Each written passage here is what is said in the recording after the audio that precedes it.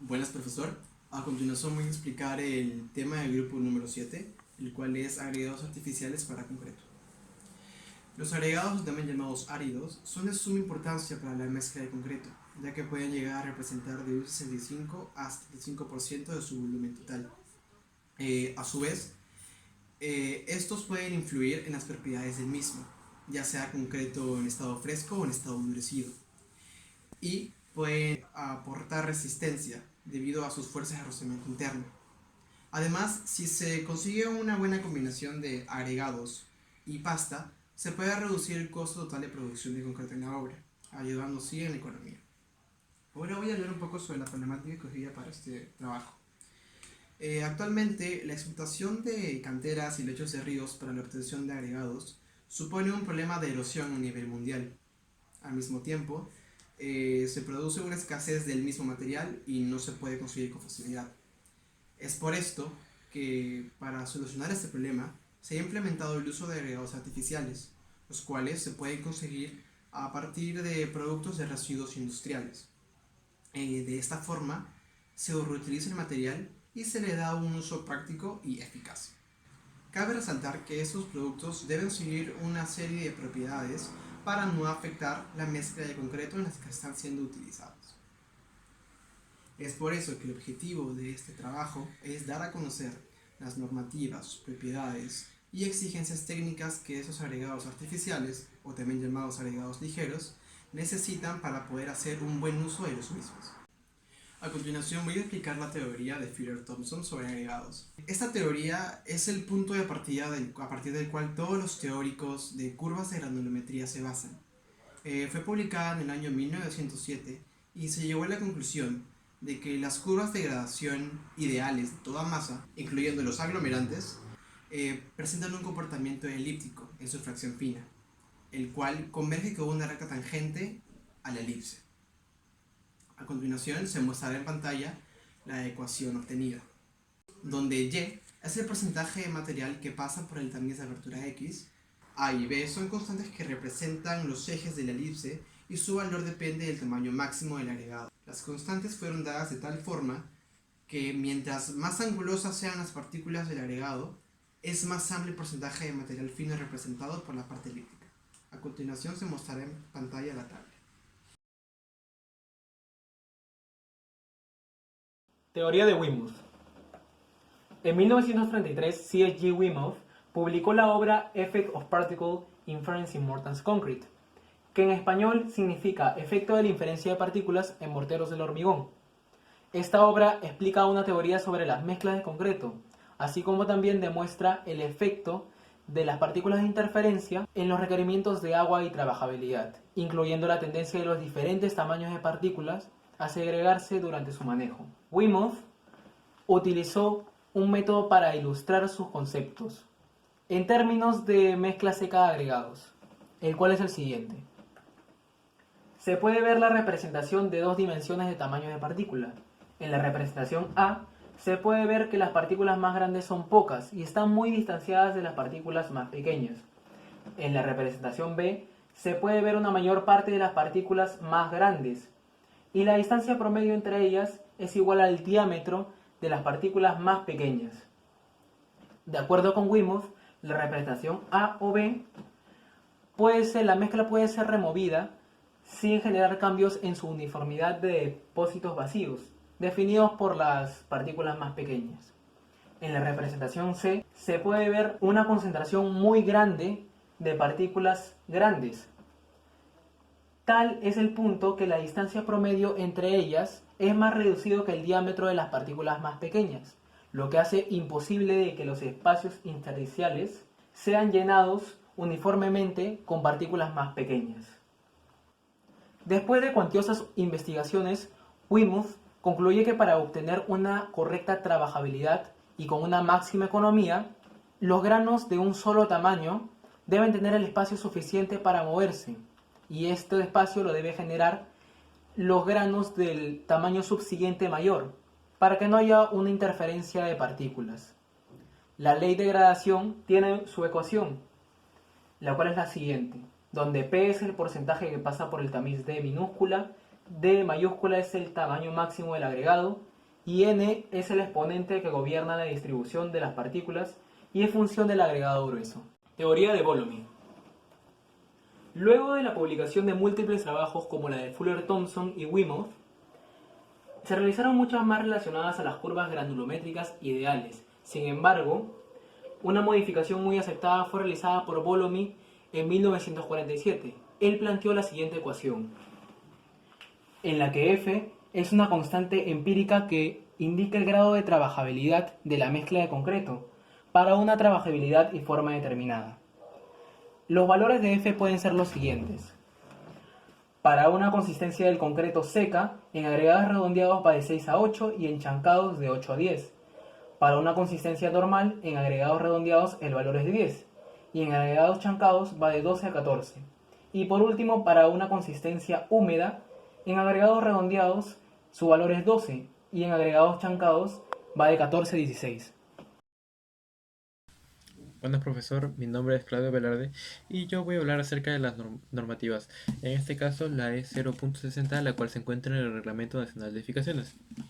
Escogimos esta debido a que trata del concreto armado y en la parte de materiales podemos ver acerca de las normativas que son empleadas para los agregados. Los agregados son un conjunto de partículas inorgánicas de origen natural o artificial, cuyas dimensiones están definidas por la NTP 400.011. En el caso de los agregados deben cumplirse algunos NTPs, por ejemplo el 400.010, el cual trata de la extracción y preparación de las muestras, el NTP 400.011, la cual es la definición y clasificación de agregados para uso en morteros o hormigones, el NTP 400.012, la cual es el análisis granulométrico del agregado fino, grueso o global, el NTP 400.018, la cual es la determinación del material que pasa por el tamiz normalizado 75, y el NTP 400.037, que es las especificaciones para agregados en concreto.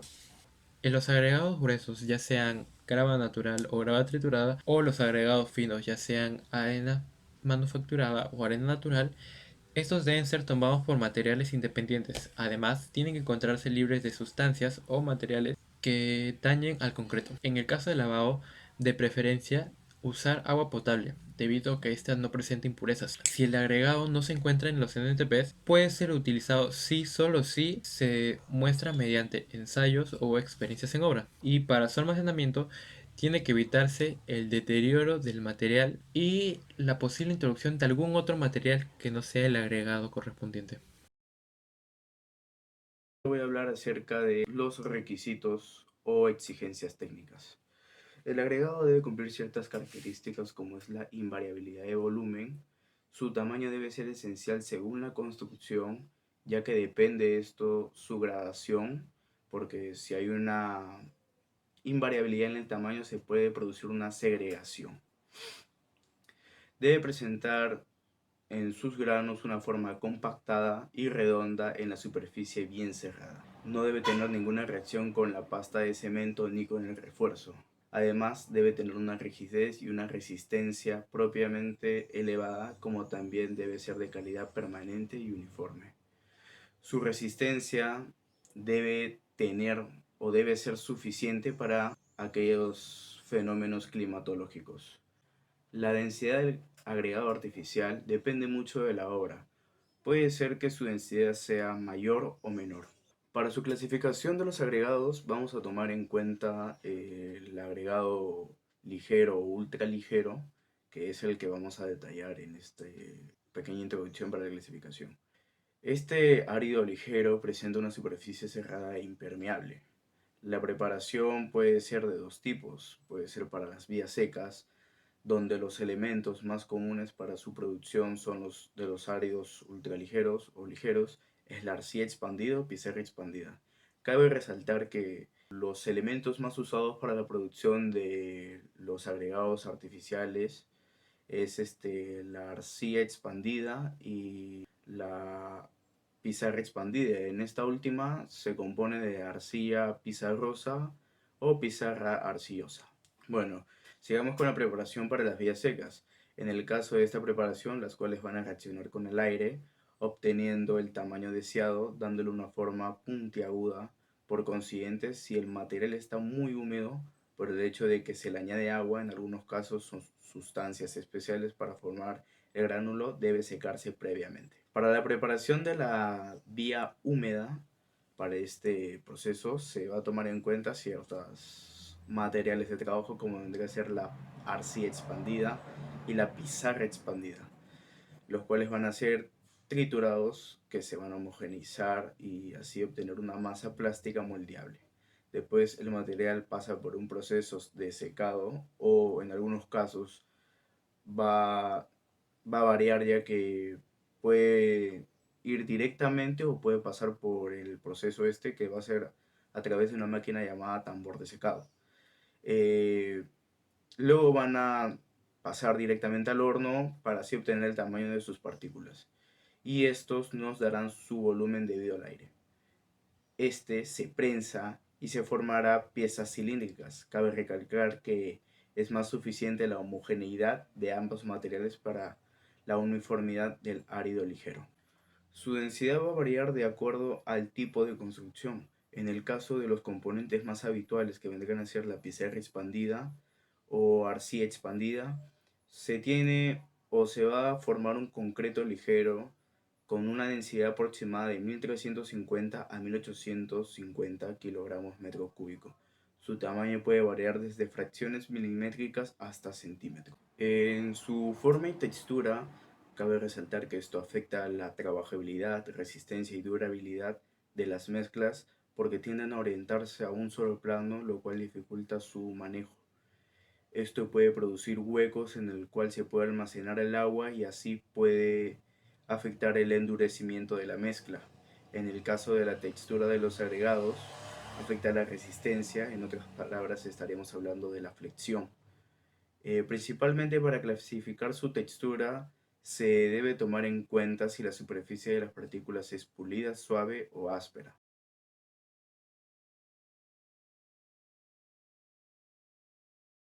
Y para finalizar con este trabajo de investigación, llegamos a las conclusiones y recomendaciones.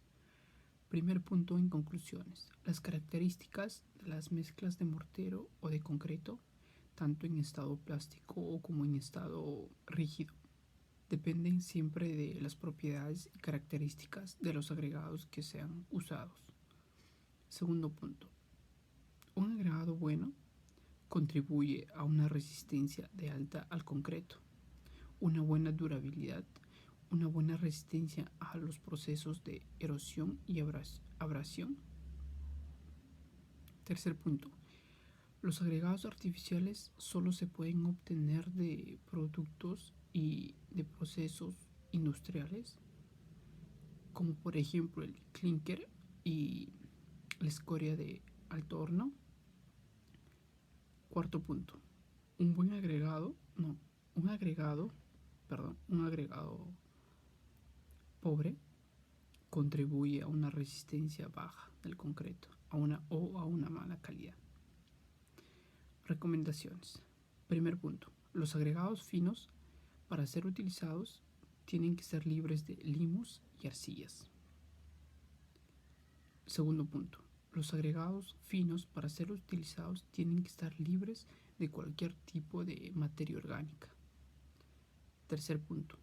Para un buen agregado o un agregado satisfactorio, tiene que contribuir con una moderada resistencia del concreto, una buena durabilidad y una buena erosión y abrasión.